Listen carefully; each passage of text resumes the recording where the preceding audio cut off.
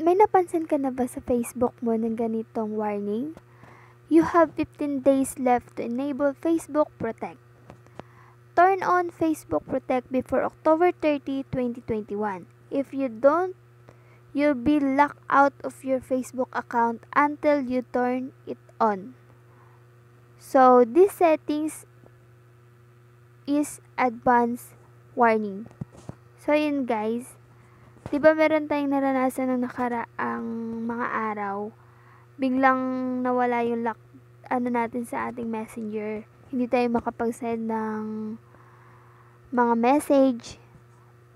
Sending lang siya, walang delivered na nakalagay or sent, 'di ba? Tapos pag nag-open naman tayo sa Facebook natin, kahit anong account natin, is hindi pa rin natin siya ma-open.